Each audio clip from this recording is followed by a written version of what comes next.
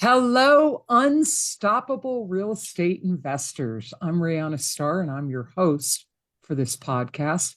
And with me is my guest, Daniel Sebastian Charles. What a regal name. And Daniel is one of our members in our Unstoppable Real Estate Investor Facebook group. And this is a member spotlight. And it's a way for us to get to know you better, Daniel, and also for everyone out there to get to know Daniel. He has a unique story like we all do.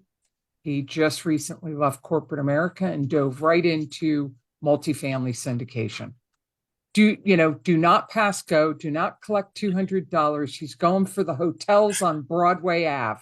So Daniel, let's start with welcome to the podcast. And we do the Member Spotlight podcast every Friday at noon. And we pre-record and then we post every Friday at noon. So if you're watching the podcast, show us some love. Let us know in the comments what you got out of this episode. So Daniel, I wanted to first start with your background in corporate America. What were you doing in corporate America? Yep. So by trade, I'm a CPA. So I worked at a lot of the big four accounting firms for my fellow accountants out there. I worked at Deloitte, KPMG, EY. The majority of my career was spent in M&A, where I would do due diligence, structuring, and all that for private equity clients. But I also did a lot of high net worth individual, private equity tax compliance, and pretty much everything under the sun. All right. So you're a real numbers guy. Oh, yeah. Oh, yeah. So the real estate's going to be a smooth transition because it all starts with the numbers.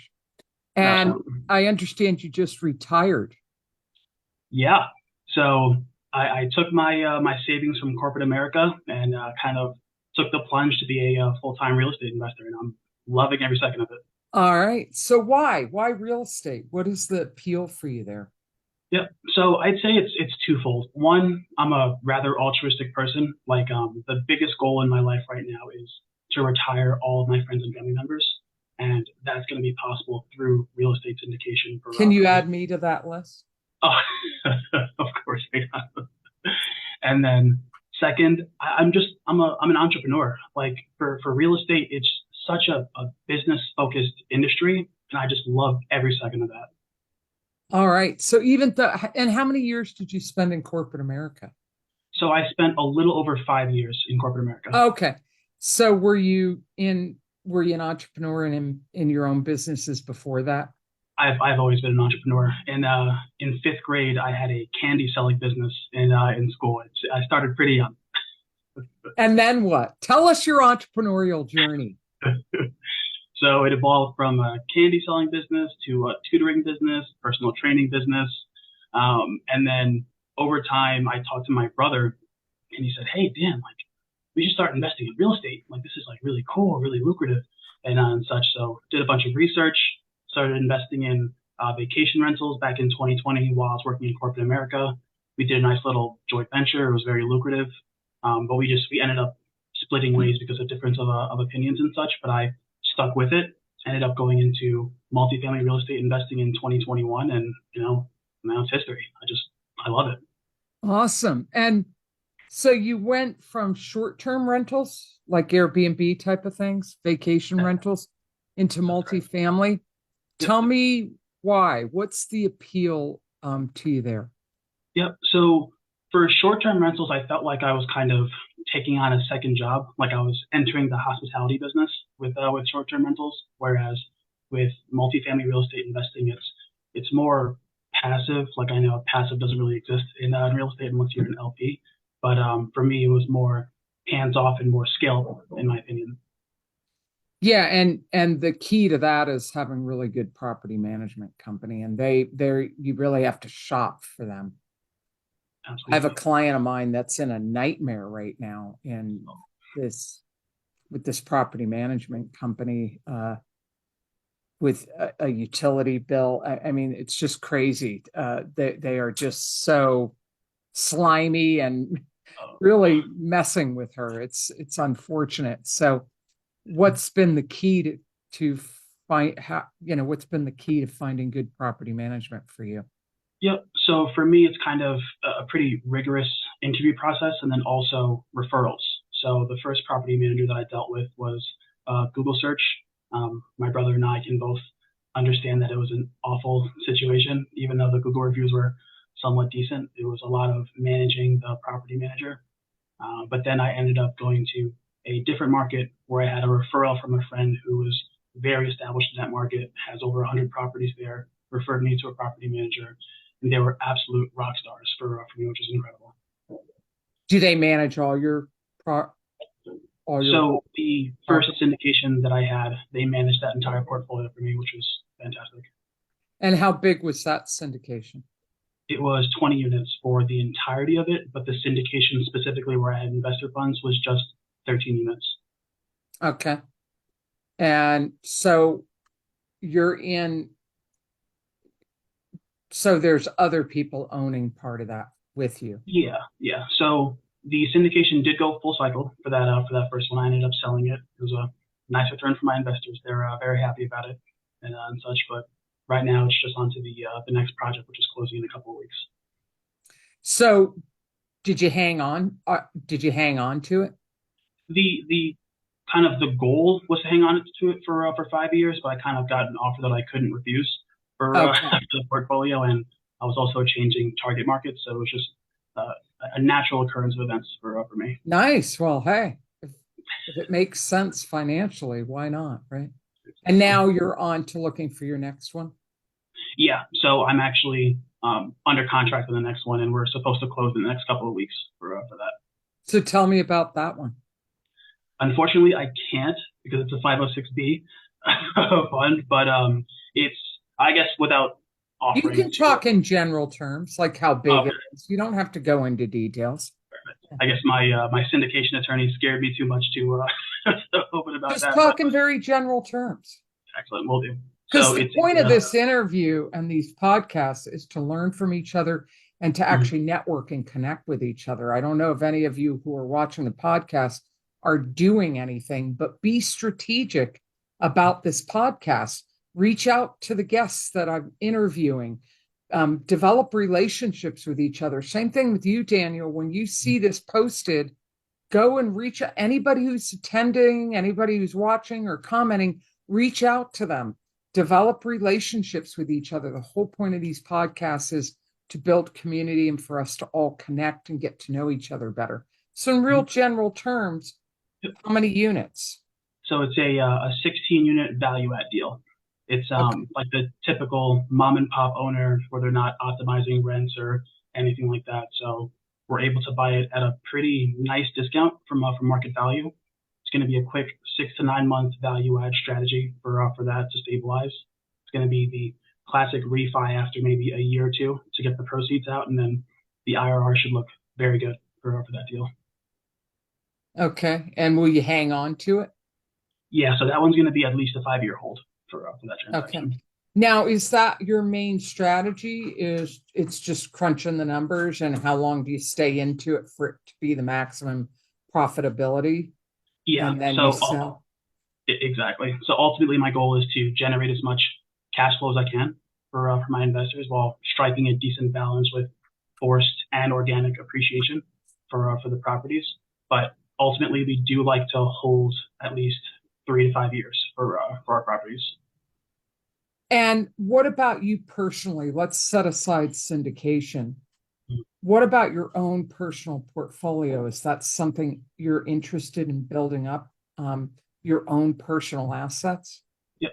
So my original philosophy was to build as big of a personal portfolio as possible, but then I ended up shifting gears when I networked with a lot of other syndicators, and just syndicating so much easier than having a personal portfolio, because for me, syndication is such a team sport and I love it. I'd much rather collaborate with others and win together as opposed to winning on my own, because doing an entire deal by myself can be very frustrating at times.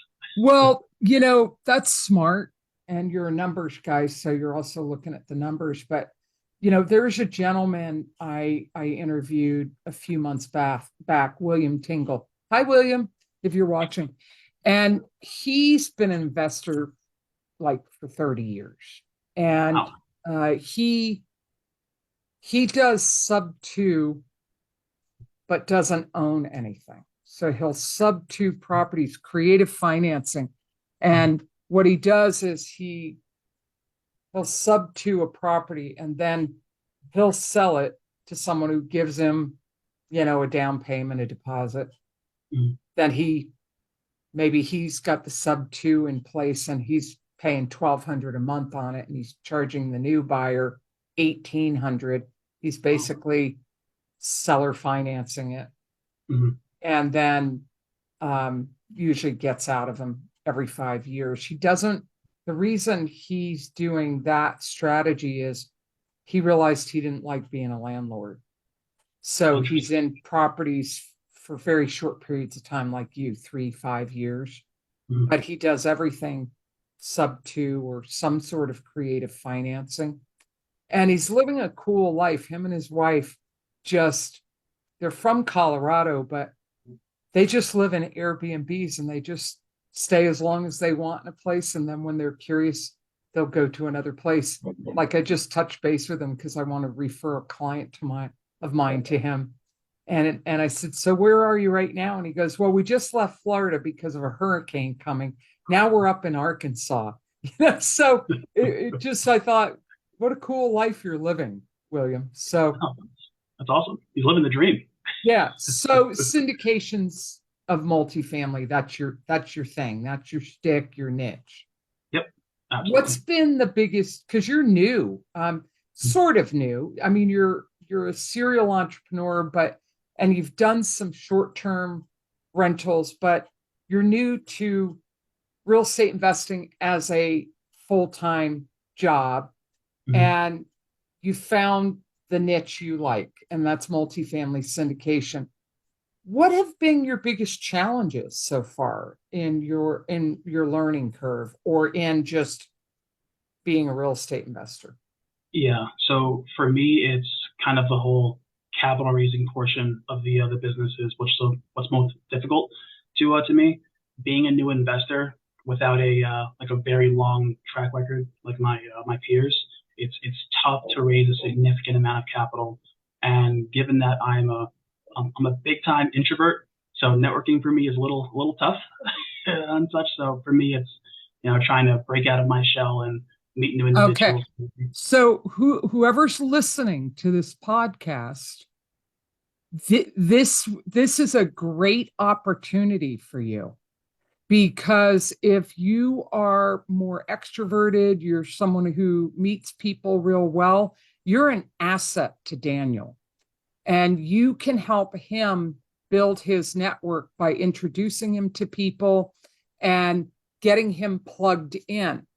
And so look for the opportunities in these podcasts of people that would be a good connection for you. Maybe they're completely opposite of you.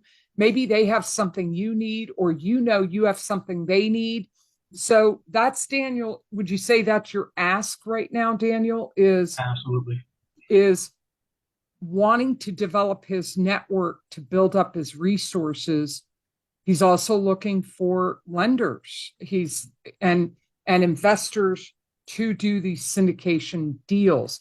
So that is a more sophisticated, higher up the food chain of real estate investors kind of investing. So those of you who are experienced that you're doing multifamily, you're doing syndication, you have 100 or 200, what is it to be vested? Do they need to be 100 grand at least? Yeah. So generally, Million in everyone's got assets? yeah. Yeah. So pretty standard. And I'm calling it vested, but that's not the right word. The word's on my tip of my tongue. What is it? So for the minimum or the net worth, No, uh, the name, the word. It's not vested. liquid, Uh, pardon? like 100K liquid and such. I'm not No, entirely no. sure. It's the name for investors that qualify with the basic Oh, accredited, accredited. accredited. Thank Yep, you. yep. Yeah, that's the word. I'm at that age where I get words at the tip of my tongue and accredited. So typically in syndication deals, and correct me, and you can educate people on this, usually the basic for getting involved in syndications is you have at least 100,000 to invest, and you've got at minimum $1 million in assets, not including your personal residence. Any other qualifications for your syndication, Daniel? Yeah, so you can qualify otherwise by having an income for at least the past 2 years of $200,000 per year. Oh yeah, that's a pretty standard one too. 200, 250, yeah. And so, if you think that you're curious about what Daniel's doing, reach out to him in the comments. Daniel, what else? Anything else that you would like to share about maybe your passion for real estate or your journey or your challenges? Anything else before we wrap up and I ask you the last question? Yep. So I'd say from a journey perspective, it's the education that I've gotten through listening to podcasts and networking with others has been so invaluable. So anyone thinking that listening to this podcast is, not the best use of their time, think again. Getting educated is so important, and I wish I was more educated before I did deals on my own because I would have saved myself tens of thousands of dollars. So yeah. Yeah, you bring up a good point. Education is important, and I have a lot of people in my community that have spent tens of thousands of dollars on education. This does not apply to you. You don't need more education, you need more action. In Daniel's case, it was the other way around. And there's a lot of, like, who was the guy, the group that you Oh, so I'm with Rod Khleif, his warrior program. Say his first name again. Rod Khleif. Rod Khleif, his Yep. warrior investor program. So there's a lot of education out there. Fortune Builders, Pace Morby, Rod Khleif, so the list goes on. So what's next for you, Daniel? Where do you see yourself going in the next year to 5 years?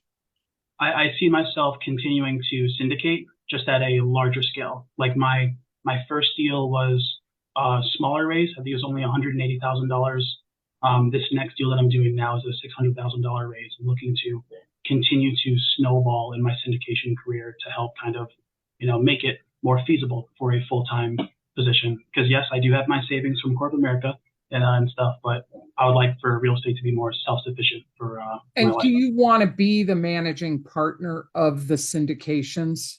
Yes, that's exactly right. Okay.